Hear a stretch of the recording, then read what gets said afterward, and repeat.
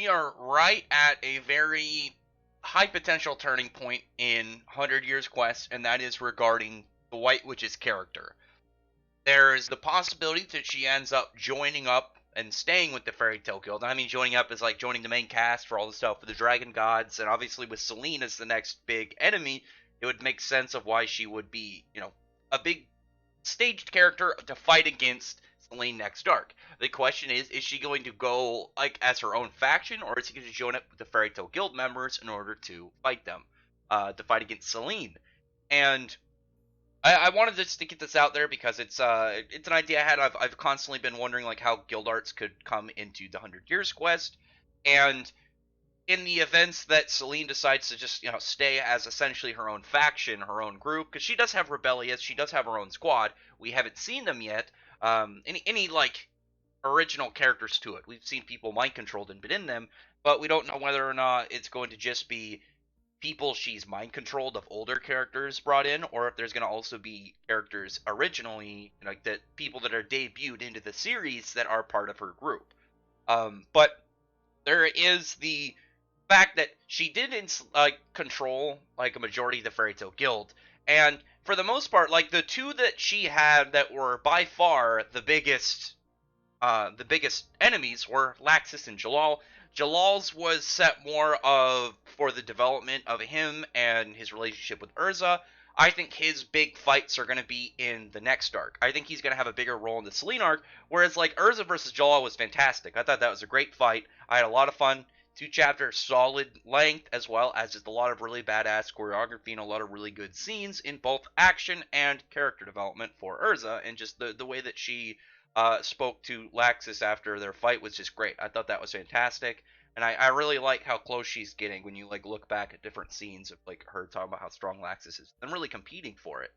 But as it is, we have to look at what I've been saying. Like, if she stands up in her own faction, who though can she really still control that is adjacent to stuff going on in the plot that would be still like a big piece to kind of like throw into the series of what's going on, and that is Gildarts.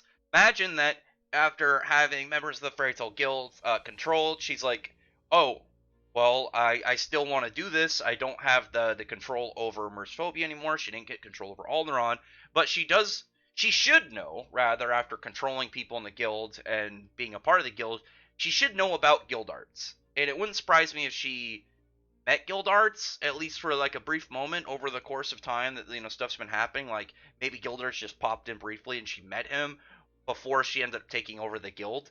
But her controlling Gildarts has a lot of potential. One, you could have a enemy Gildarts. Gildarts on her side really would be, I think, more really of a threat than what she had with the Fairy Tale Guild, because Jalal not being really used as a big fighter, like I said, his was more towards his own character development and his relationship with Urza. So I'm not really counting him as a fighter in this, but Laxus, yes, and then the rest of the Fairy Tale Guild, yes. But Gildarts alone, I think, would have been enough to really compensate more than that, more than Laxus and the rest of the guild. If you had Laxus and Jalal, then I'm still it'd be kind of like hard to say for sure, because they're both really powerful, but we know that Gildarts is a step above everybody else. The only person in the guild above Gildarts, I'd say, is Dragon Force Natsu. Natsu Dragon Force, I'd say, can overtake Gildarts. But obviously, that's a difference of like Gildarts in his normal going strength versus Natsu's like biggest thing that if he has and he uses it, it'll potentially leave him without magic if he doesn't beat his opponent while it's up. But like I said, there's a lot that could really come of it. One, bringing Gildarts into the group. One, I'm hoping Kana is more relevant in this next arc, and Gildarts being an enemy would do a lot for it. There's also like a strong possibility, I think, that Gildarts could die in 100 Years Quest, because out of all the characters in the series, at least in the guild, that could die and it have the best impact without like messing with the dynamic of the series as heavy, would be Gildarts. Because Makarov, I don't think Makarov should die, because Makarov's already had like potential spots for death, and I think that when Makarov finally dies, it should be in a peaceful nice, relaxing manner, like in his bed. Laxus, I don't think it would work. Mira Jane, I don't think it would work. Urza, I don't think it would work. Whereas like Gildarts, I think Gildarts would have the most impact without it being like as like essentially reshaping a lot of the structure of the series. Because Laxus would be weird. Whereas Gildarts isn't in the story a lot. Like he usually comes in, he has badass flex moments, and he's just fun to see around and just be just a big dick badass character. So like if he died, it would be more towards like how the other characters react to it, how the other characters really handle him dying. I think that would be done. I think that has a lot of potential, like I said. But it would be really cool because one thing in 100 Years Quest that's been very frequent and very like consistently done is the fact there's been a lot of callbacks to older parts in the series, and even like upcoming.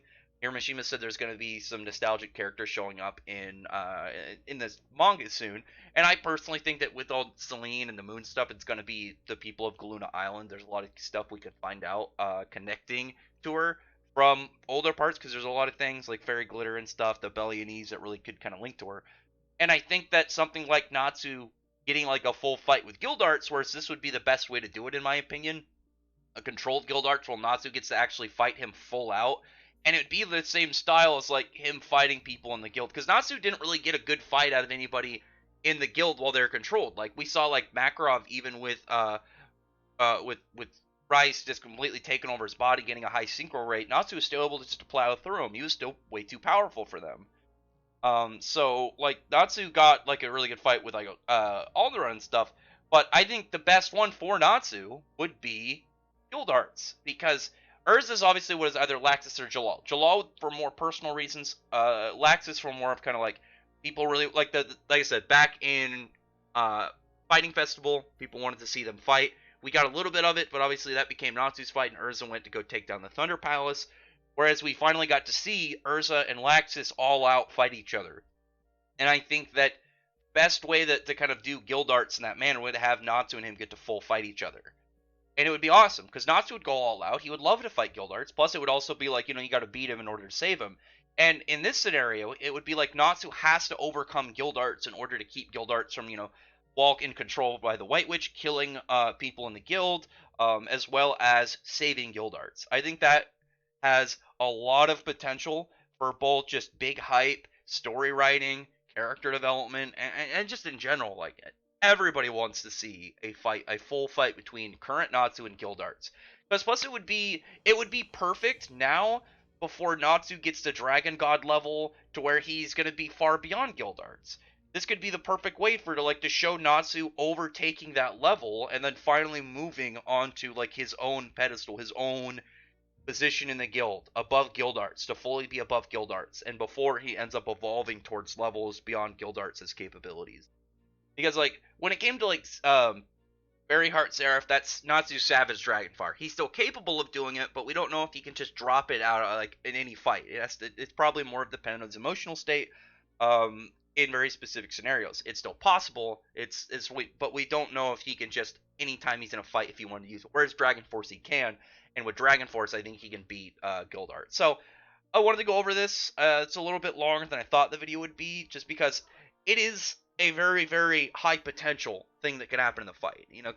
A full rematch for Natsu and Gildarts can really make some good callbacks to like Sirius Island, to really kind of have that final step for Natsu towards the person in the guild that he sees as his idol, and a fatherly figure too. And I think that'll be really, really nice, because if he overcomes Gildarts, that's one step, and then obviously like defeating Ignia, and then really kind of just getting to the position of like Dragon God, both defeating the father figure in the guild forum, somebody that he looks up to as his idol and his like last obstacle to being top of his guild, as well as preserving Igniel's honor, stopping Ignia from doing any more wrongdoings, doing any more just calamities.